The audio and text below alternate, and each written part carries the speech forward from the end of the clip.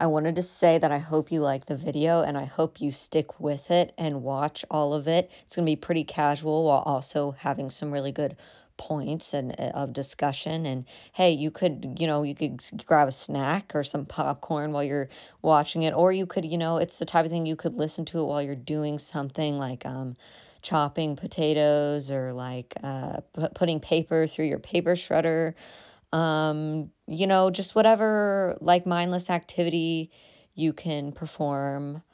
I just think you'll like it. Hello, my name is Elle, and I am the host of the Mage system. So I know that I have mentioned my opinions on self-diagnosis in several other videos, and I also said that I was tired of talking about it, but we're going to talk about it today because I feel like I have some fresh points that I feel like nobody else has really talked about before, and I just thought that I really think I need to make this video because I feel like the culture around diagnosing and the way people talk about it and treat it, I think is a little weird sometimes. And I wanted to just talk about, the reasons why I believe that like 99% of the time, self-diagnosis is valid. So we can just get into that. The first thing that I wanted to talk about was what is the actual purpose of a professional diagnosis? I think what professional diagnoses are often helpful with is transferring information to other therapists, like your next therapist, or getting clearance for doing certain things. For example, I have to have diagnoses of gender dysphoria in order to get top surgery. Other things like that, or getting it so you can get treatment or get prescribed medicine, or for insurance to you have to bill for insurance.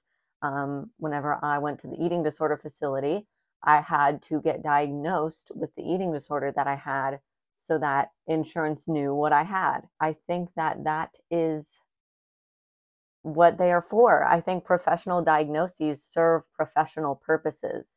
Now, I think that when we're talking online in spaces like this or places like Reddit or, stuff like that, where it's literally just an online community sort of setting where people are just talking about their experiences and sharing things with each other and mentioning and just talking about stuff, then I think informal / self-diagnoses, which are different, and I will explain that, fit perfectly in online spaces, and I think that they are fine. And we'll talk about why that is. Obviously, some people fake or don't do research, but I think those people are a minority. And I think that those people would be doing that anyway, even if we didn't hold professional diagnoses to like the standard that we hold them in online communities. Um, and I also think that people who say things like, oh, I'm so OCD, I don't clean my room. Like, what? So people who say like, oh my God, I'm so bipolar. Like 1 second I'm happy and the next time not. Like people like that, though they say shit like that, I don't think they're actually going on TikTok and being like 10 signs you're bipolar and like, they're not actually like claiming to have bipolar. They're just being ignorant and like saying offhand comments like that.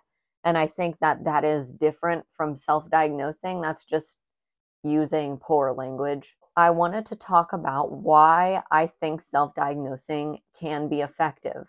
Of course, you can ineffectively self-diagnose. You can also be ineffectively professionally diagnosed, which we'll get into that. But I wanted to start by saying all clinical tools that are used for diagnosing mental disorders are almost all available online. And I think one of the most effective of those tools is simply just research. You can access all that most professionals know and more about any mental disorder you want to. And I think that even the tests that they administer, like what's it called, the PHQ-9 or something for like assessing whether you have depression, all of those tests and their scoring guides are available online. You can do things like that. I've definitely taken several dissociative questionnaires just to scope them out before. And I think the thing that getting tested by a clinician often brings you that is different from that is just an outsider's perspective.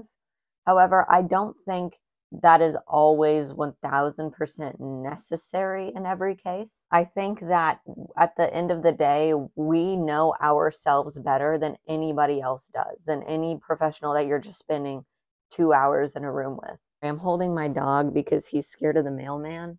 So, my next point is that psychologists and psychiatrists usually often have expertise when it comes to disorders they are good at diagnosing, even if they advertise themselves as general psychiatrists or psychologists.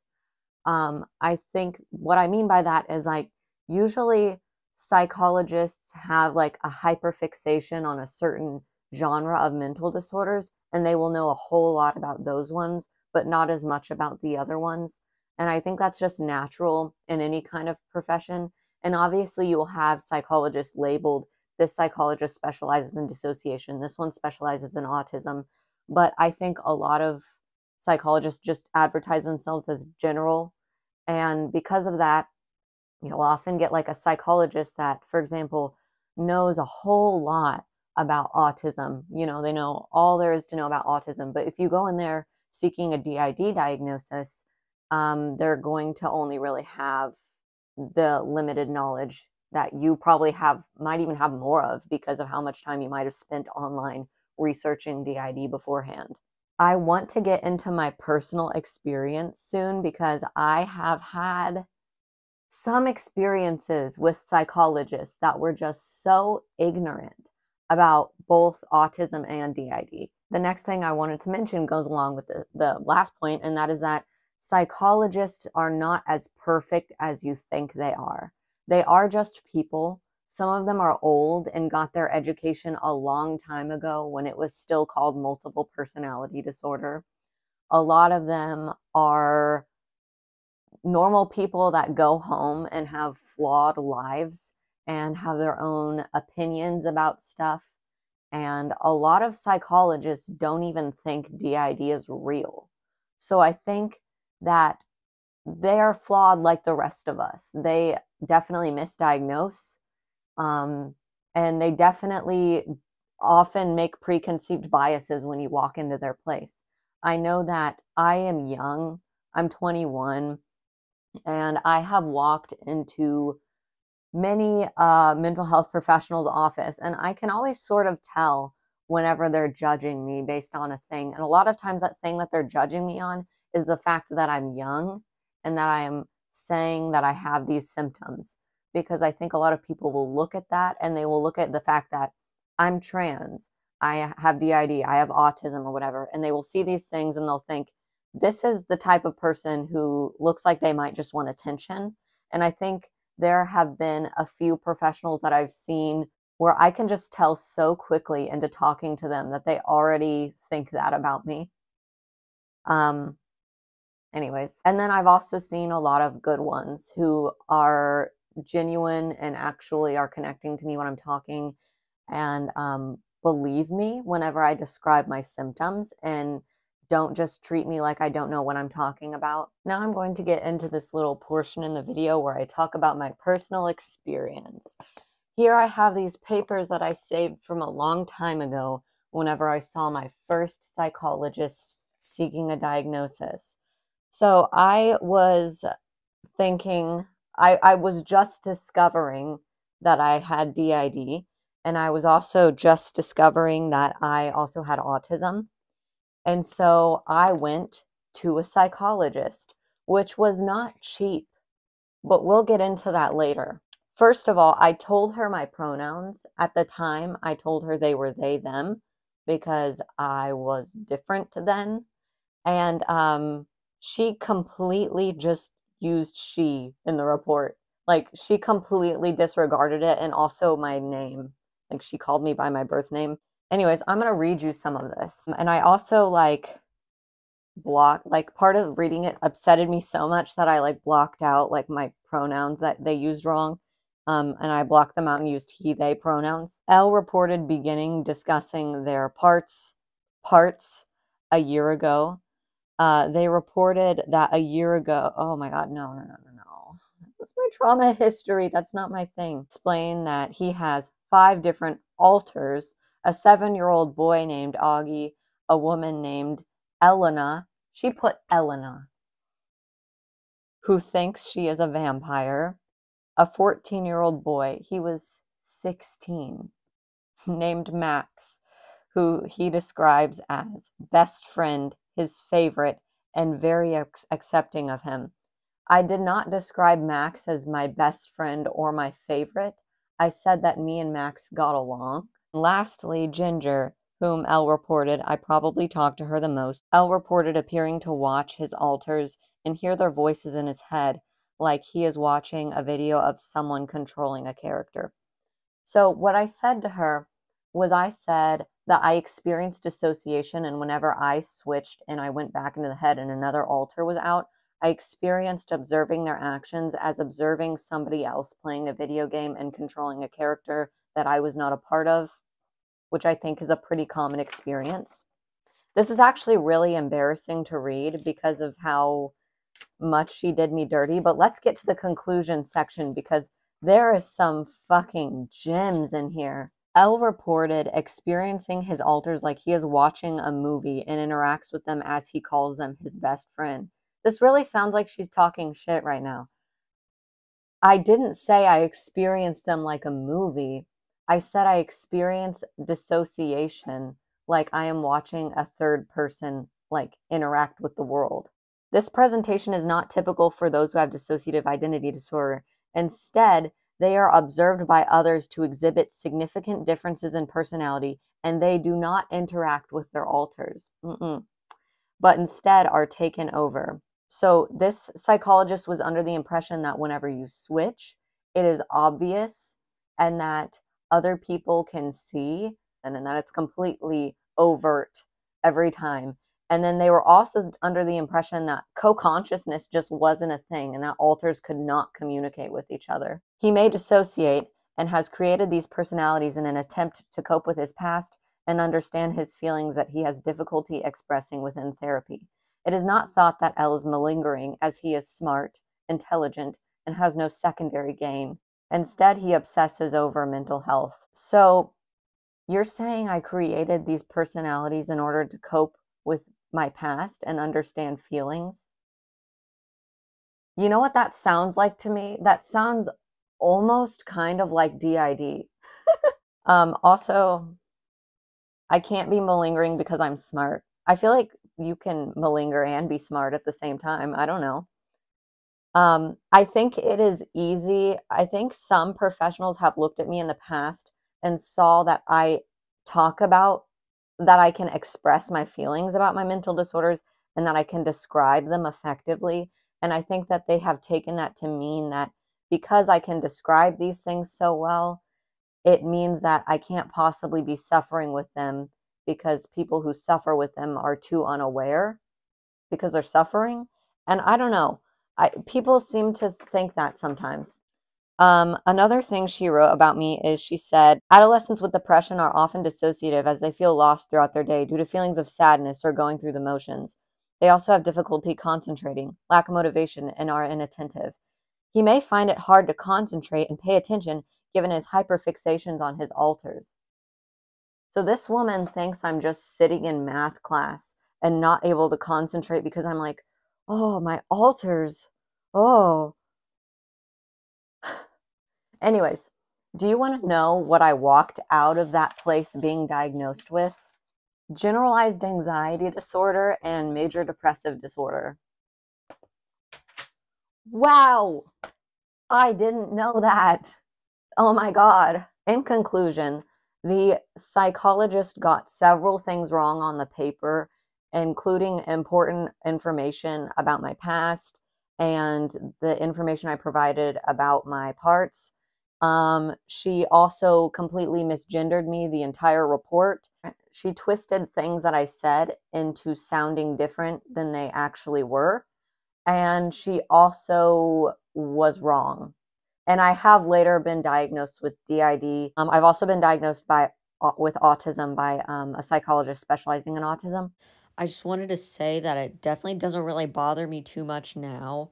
I just find it funny. But at the time, whenever I first read that report, like, it really did affect me. And I did, like, have like a bit of a breakdown while I was reading it, and it was really upsetting, but I'm better now. I've also had a therapist tell me that they thought that I OCD'd my DID into existence, and they didn't think that I was autistic.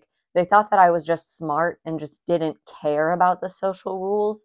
And again, I can see these professionals saying these things, and I understand what they're coming from, but I also think they just completely are not listening to me at the same time, and also are not doing their research on stuff that I'm talking to them about. So anyways, there's my story. So now we're going to talk about why professional diagnoses are difficult to get. First of all, everything I just read to you. Do you know that going into a psychologist's office and getting psychometric testing can cost hundreds or thousands of dollars because insurance doesn't cover that kind of thing? Did you know that? Some people can't afford that shit. And also, it's especially difficult whenever you pay that much money and then you get a report like that is just completely useless to you, other than like getting to see like my IQ and stuff like that. A lot of psychiatrists are misinformed and they diagnose you with shit that you don't have or ignore shit that you do have.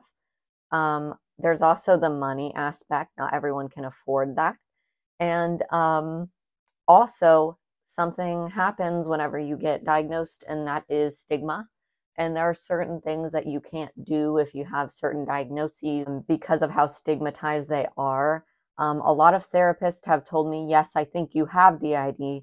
Yes, I think you have these things, but I am not going to diagnose you with that. I'm just going to put depression on here for insurance because of the stigma. Okay, now welcome to the DID specific section, where I am going to completely die on this hill, okay? So let me just reiterate to you how common DID is. I read it in the last video. It said that 1.6% in males and 1.4% of the population in females. I'm looking here on the internet right now. I have it pulled up. And the first thing that comes up when I search DID prevalence is the National Institutes of Health.gov, which says 1.5% of the global population. I'm just going to keep scrolling and reading numbers that I see. 1.5% to 2%, 1.1 to 1.5%, 2%, 2 to 6%. No way. 1.5%, 1 to 1.1.5%, blah, blah, blah. 1 to 5%, 1%. Yeah. Basically, that range of numbers, which I'm sure you've heard it about 8,000 million times, but that's the same percentage of people that have ginger hair.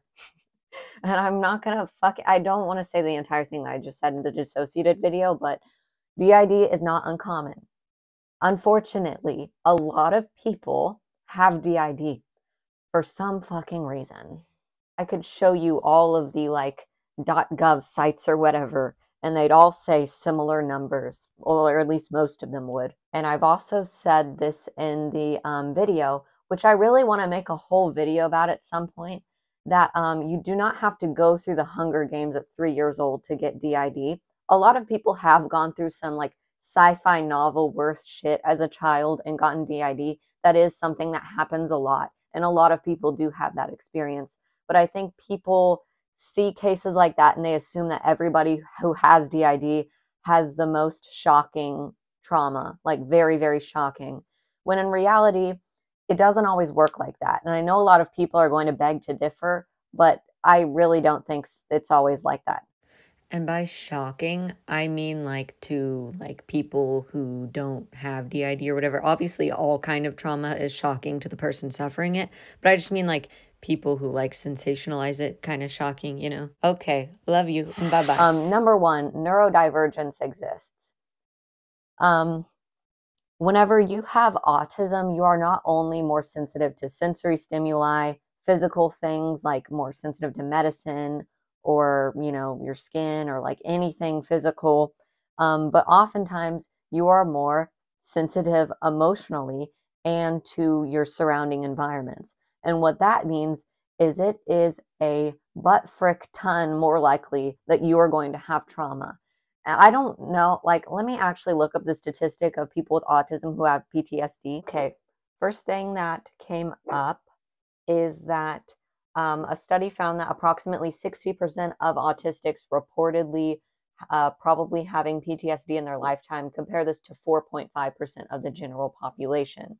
I think that neurodivergent people often get traumatized by things that neurotypical people don't get traumatized. And I also think it happens the reverse sometimes, where things that neurotypical people would be traumatized, neurodivergent people aren't as traumatized by. But anyways, I think that oftentimes neurodivergent people are way more susceptible to developing trauma and way more susceptible to dissociation. I also wanted to say that autism is the root of all evil. I'll say that before and I say that again. If you ever ask me why I have so many mental disorders, autism. Autism is likely to be more likely to be comorbid with like almost everything. Like almost every disorder, if you have autism, you're more likely to have it.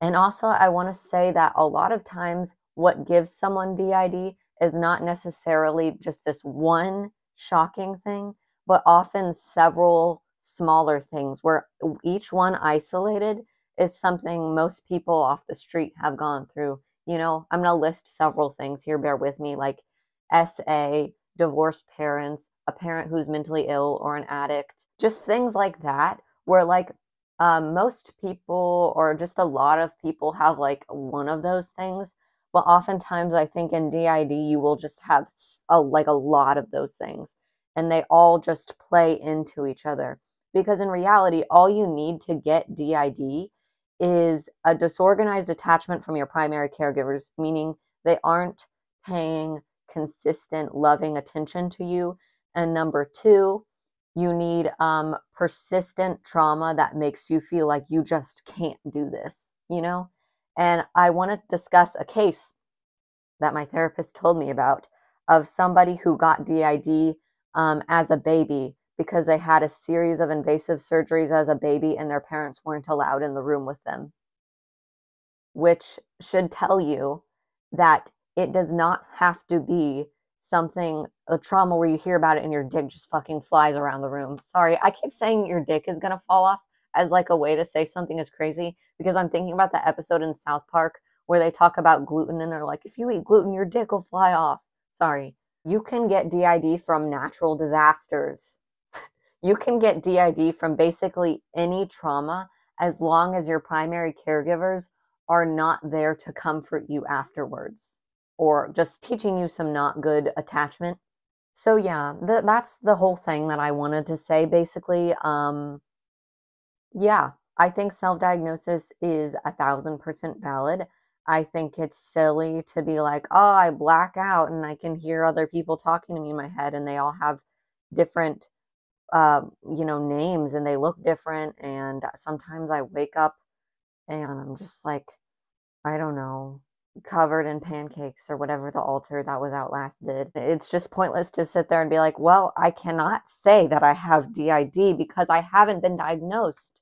And I certainly cannot go on online and just like relate to other people who have this diagnosis because I'm not diagnosed and it's not my place.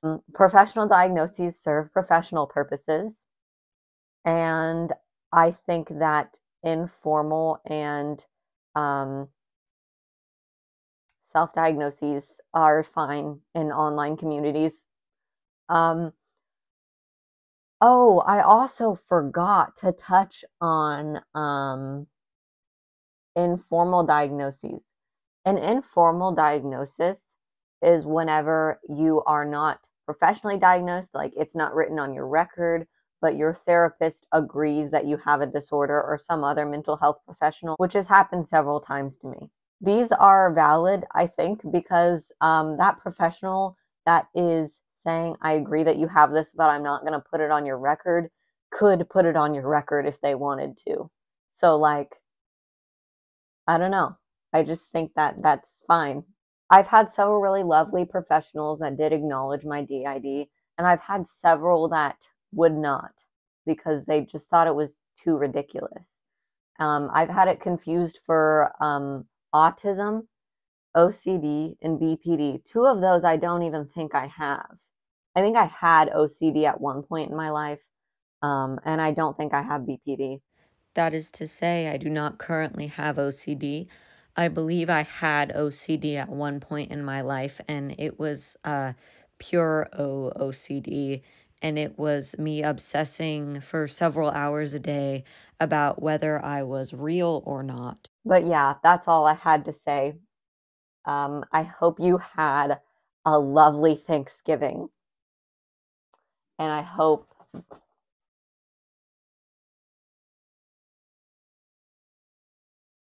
mwah.